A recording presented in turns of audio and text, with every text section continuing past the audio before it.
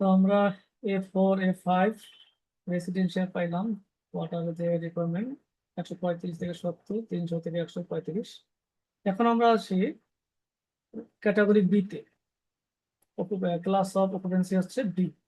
যেটা আমরা এর আগে পড়লাম সেটা হচ্ছে বি, হচ্ছে কি আমাদের শিক্ষা প্রতিষ্ঠান। হ্যাঁ, এডুকেশনাল ফ্যাসিলিটিস। এডুকেশনাল শিক্ষা প্রতিষ্ঠান। এডুকেশনের মধ্যে আমাদের কয়টা ক্যাটাগরি আছে? এখানে তিনটা ক্যাটাগরি আছে। হ্যাঁ, অকুপেন্সি গ্রুপ আছে তিনটা। A1, sorry, B1 B2 B3। এখন B1 এর যে ওয়াটার সেটা হচ্ছে 70 থেকে 45। বিল্ডিং এর যে ফেসিলিটি হচ্ছে কি হায়ার সেকেন্ডারি লেভেল। এখানে কি হবে? উচ্চ মাধ্যমিক থেকে। হ্যাঁ, উচ্চ মাধ্যমিক থেকে যে পর্যায়টা সেটার জন্য যে ওয়াটার স্টুডেন্টের জন্য 70 থেকে 45।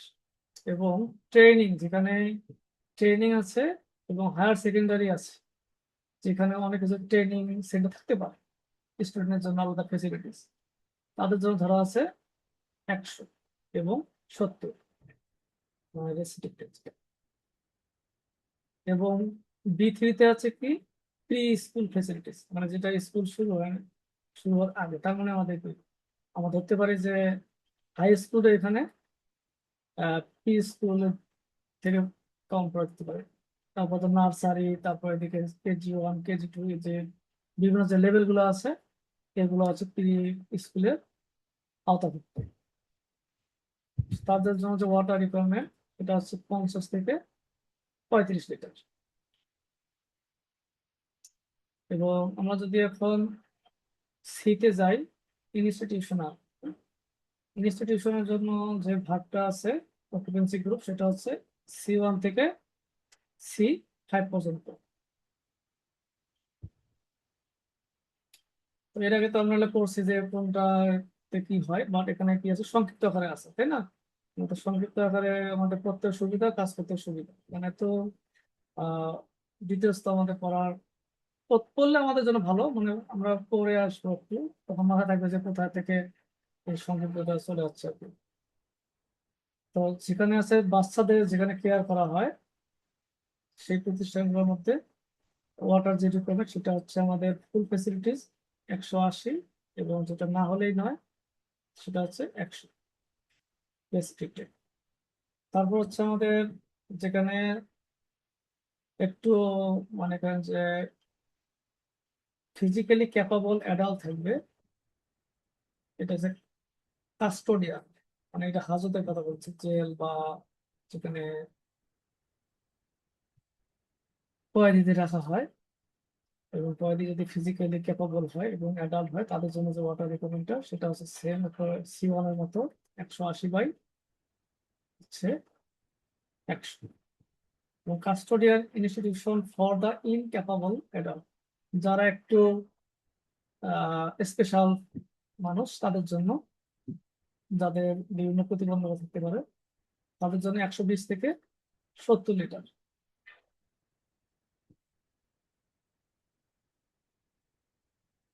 তারপর হচ্ছে আমাদের C4 panel and mental institution for children, যারা একটু ভারসাম্য সমস্যা আছে, মানসিক ভারসাম্য, তাদের জন্য 100 লিটার থেকে 60 লিটার। এবং যারা আবার একটু বড় অ্যাডাল্ট, তাদের জন্য 120 থেকে 70 লিটার।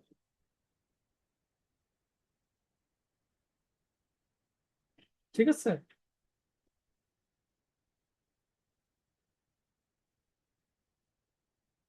এখানে কোনো ঠিক আছে, আমার এগুলো পড়লেও মনে হয় বুঝতে পারবো। হ্যাঁ, হ্যাঁ, না ব্যাপারটা বুঝলে পরে ক্লিয়ার নোট করে পরে আমি বুঝাই দেবো। তারপর আছে আমাদের ক্লাস ক্লাস আছে আমাদের ডি। ডি হচ্ছে হেলথ কেয়ার ফেসিলিটিস, যেমন স্বাস্থ্য সচেতনতার জন্য আমাদের যে হসপিটাল যেগুলো আছে, এটা স্পেশাল হসপিটাল অথবা এমার্জেন্সি, নন এমার্জেন্সি, জেনারেল, তাদের জন্য এখানে একটা ওয়াটার ক্যালকুলেশন দেওয়া আছে। সেটা হচ্ছে আমাদের যে নর্মাল যে মেডিকেল ফেসিলিটিস সেটা হচ্ছে D1, এবং যেটা হচ্ছে এমার্জেন্সি মেডিকেল সেটা হচ্ছে D2।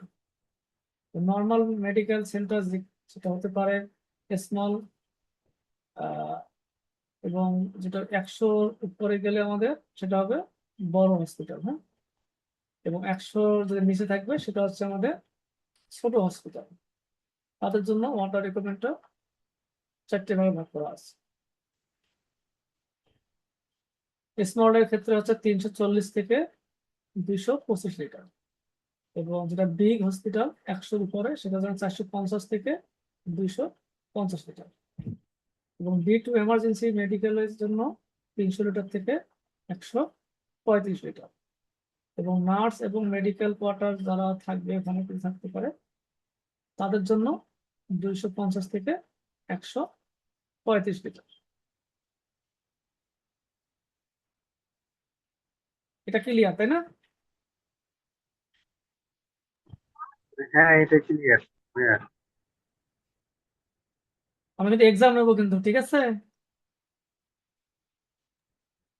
ওকে। এই যাবতীয় যে কটা ক্লাস করেছে তার একটা এক্সাম দিতে হবে।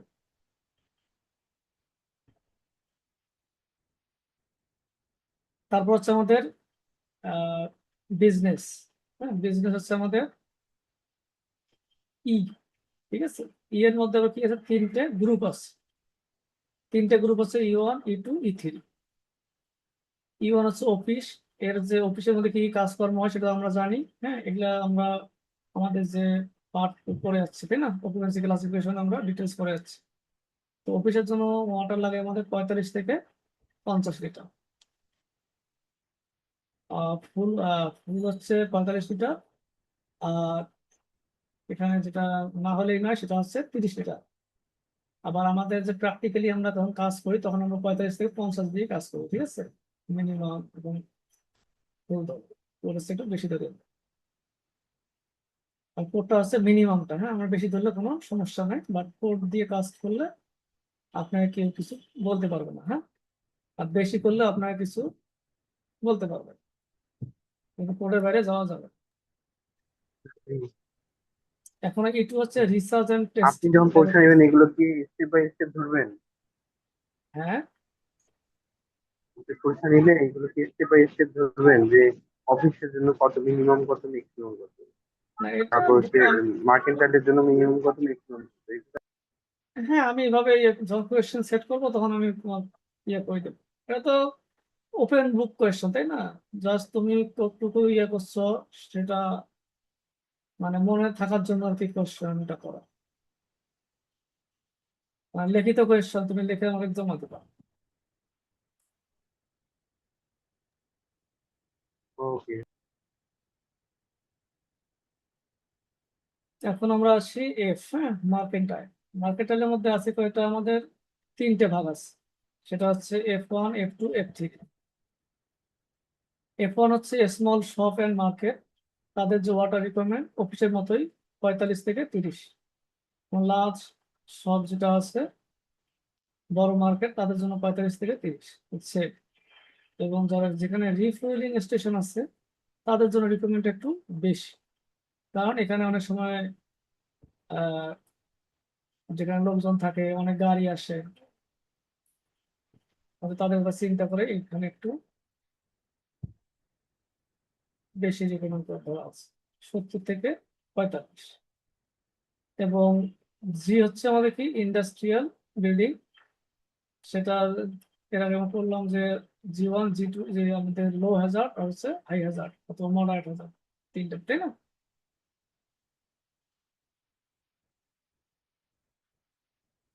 এখানে আমাদের 2টে হ্যাজার্ডের জন্য পানি দেওয়া আছে। ঠিক, আমাদের ফুল ফ্যাসিলিটির জন্য 40 লিটার, এবং আমাদের মিনিমাম যেটা 25 লিটার। মডারেটের জন্য আমাদের ওয়াটার যে অ্যামাউন্ট সেটা হচ্ছে সেমই আছে, ঠিক আছে?